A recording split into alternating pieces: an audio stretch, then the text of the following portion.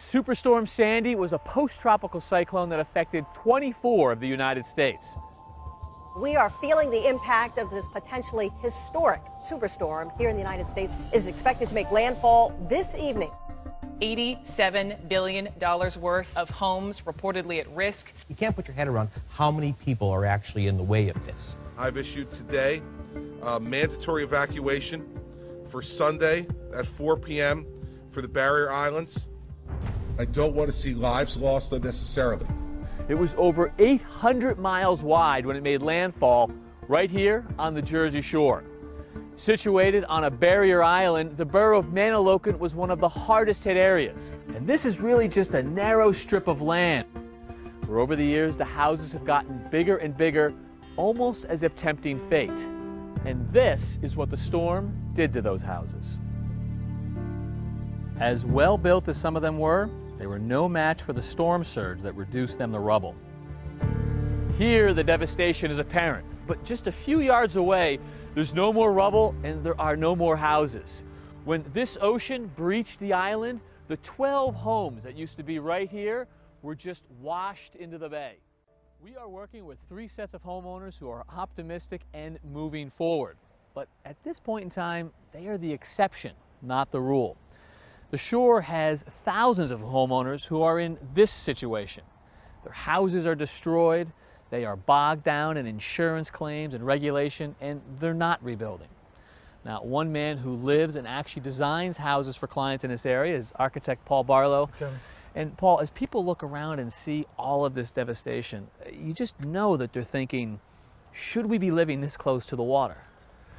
That's a good question. People have been living here for 100 years, generation after generation.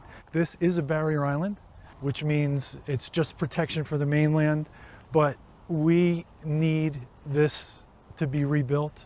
It's important to the New Jersey economy. It's important to tourism. It's the best beaches in the world. So we need to rebuild. I mean, you live near the water and I love vacationing near the water. It's almost as if we can't help ourselves. We can't stay away from the ocean. Yes, that's correct. But I mean, for a town like this, Manahawkin, where literally 100% of the homes were affected by the storm, what is this community's future? It's a total rebuild, whether it's a new or a reconstruction. They have to rebuild, and they have to rebuild to resist the water that can come over the dunes and flow into the bay. You sound optimistic, but to me it seems nearly impossible.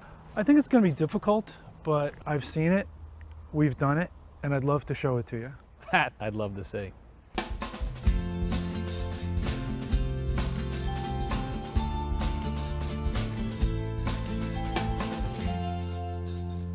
So Kevin, this is Long Beach Island, which is about 15 miles south of Manahawkin. Yeah, another barrier island, and one that I know well. My family has been vacationing on Long Beach Island for long before I was born. And in fact, we still summer here. I have some good memories too. I grew up as a teenager here, so yeah. It's a beautiful spot. Well, the reason why I brought you here is where we're standing was completely devastated in the '62 March nor'easter, and it was walloped and leveled. So for me, I've just heard the stories about the '62 nor'easter, and I mean, pretty horrific stories. I mean, the ocean breached this island, ocean connected to the bay, right? Right. Well, it's had some impact on me as an architect to remember how devastating that storm was. You have personal memories of this? Oh yeah, and it's in the back of my mind how, since we do so much waterfront, how to design to the standards necessary. So what happens to a community like this when there's a breach like that happened in '62? I mean, what happens to all the houses? Everything was gone. There was no materials, no foundations, no pilings, just sand and water here. So even worse than what we just saw in Manahawkin, where yes. we saw piles of debris. You're saying the debris was all gone? Everything was gone. It was all washed out. Unbelievable. Well, obviously they're back because there's houses everywhere. And so what are the lessons? I mean, how did we do this? Well, the first step is the beach replenishment. Yeah. We need to build the beach wide. We need to build a high dune. The Army Corps came in here and did a structured dune, and then the grass on top of it catches the sand grains and drops them down, so the dune just keeps getting higher, right. And the roots just get wider. That's the #1 thing we have to do. Then we can worry about the houses. We need to build these houses higher and stronger. And you know, after coming here all my life, we're used to higher. I mean, everything's up, right? I mean, look at this. This whole neighborhood is raised up. Exactly. So here's an example of pilings, which are effectively treated telephone poles that go down 20 or 30 feet, and they support the living spaces about 8 to 10 feet off the ground. And in this case, the pilings are exposed, but that's certainly not your only option. There's lots of ways to dress them up. On this one, they just put a stucco treatment around the pilings to match the siding on the house.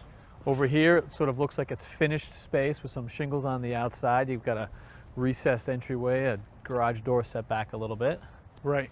But it's not really living space, though, is it? Right? There's rules to what you can put down below? Right. There's a couple of zones, A zones and V zones, and everything on the lower level needs to be able to wash out or break away. And so what can you put underneath? It's principally used for storage. You can put your car under there, you know, your beach chairs and things like that, and you have your access to the main living level. Just not living space. And a couple new ways to dress up the pilings, a board and batten look, a almost shingle style look here. And what happened to this community during Sandy? How did it fare? It did very well. The dune system held up, and there was virtually no damage on the street. So the water didn't actually get over the dunes? No, that's if right. they had, do you think these houses would have been okay? I think everything here would have been fine. There probably been a little water in that lower level, which is expendable, but Right. the houses would have been fine. So 50 years ago, this place was wiped out. That's right. And obviously it's back in a big way. Yeah, it's back. It's valuable real estate. It's booming. There's very little land left. And this is what I think is going to happen up by us. Everything's going to be built up, and it's going to be built strong. And people are going to come back to the Jersey Shore, and I can't wait. I think we have a ways to go, probably 6 to 10 years, but I think it's going to be the new Jersey Shore. I love to hear it, and I love your optimism. Thanks, Paul. Okay.